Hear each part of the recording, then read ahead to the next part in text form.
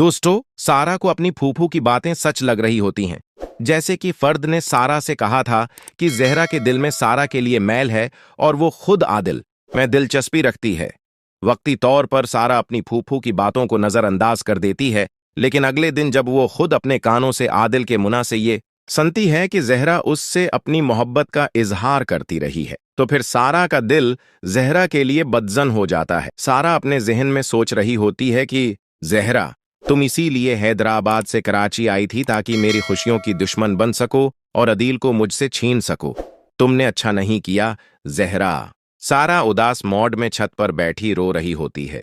नीचे जहरा सारा को तलाश कर रही होती है, लेकिन उसे नीचे खाई में सारा नजर नहीं आती। फिर जहरा खुद भी छत पर आ जाती है। जब वो सारा को उदास और गम की हालत में रोते हुए देखती है तो वो भी परेशान हो जाती है। जहरा सारा से कहती है, सारा क्या हुआ, तुम रो क्यों रही हो? क्या आदिल ने कुछ कहा है? सारा जहरा की बातों का जवाब नहीं देती और रोती ही जाती है। जहरा एक बार फिर सारा से पूछती है, सारा, हवा क्या है? अगर फूफू ने कुछ कहा है तो मैं अभी जाकर उनसे पूछ लेती हूं। सारा जहरा से कहती है, जहरा, ये झोटी हमदर्दी बंद करो, मुझे तुम्हारी हकीकत का इल्म हो चुका है।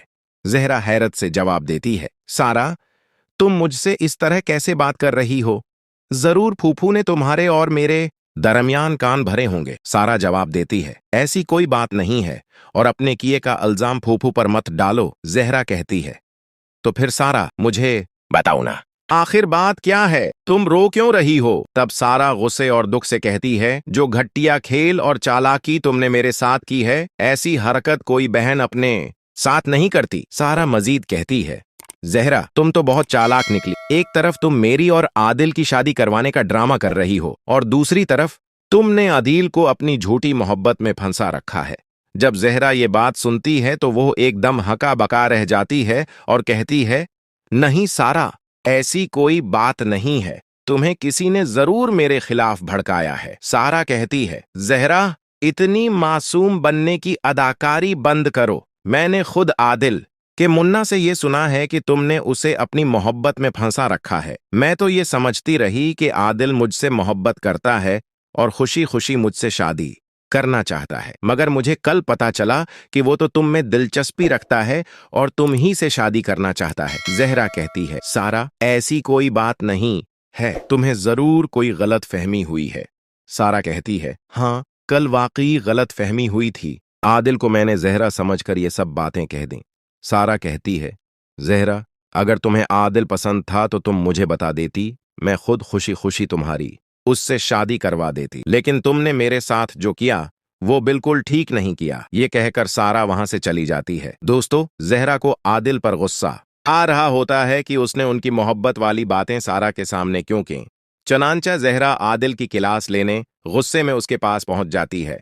जहरा आते ही आदिल से नाराजगी से कहती है, आखिर तुमने वही किया जिसका मुझे डर था। मैंने बड़ी मुश्किल से अपनी फैमिली को राजी किया था, लेकिन तुम्हारी वजह से सब बर्बाद हो गया। आदिल हैरान होकर कहता है, जहरा, क्या हुआ है? तुम क्या कहना चाह रही हो? मुझे कुछ समझ नहीं आ रहा। जहरा गुस्से में कहती है, आदिल, तुम्हें सारा को ये बात बताने की क्या जरूरत थी कि मैं तुम में दिलचस्पी रखती हूँ? आदिल जवाब देता, जहरा, तुम पागल हो गई हो क्या? मैं भला सारा से ऐसा क्यों कहूंगा? माना कि मैं तुमसे मोहब्बत करता हूं, लेकिन मेरी मोहब्बत इतनी भी खुद गरज नहीं है। जहरा फिर कहती है, कुल तुम जिसे जहरा समझकर अपनी तमाम मोहब्बत भरी बातें सुना रहे थे, वो जहरा नहीं बल्कि सारा थी। मैं अभी अभी सारा के पास से आ रही हूं।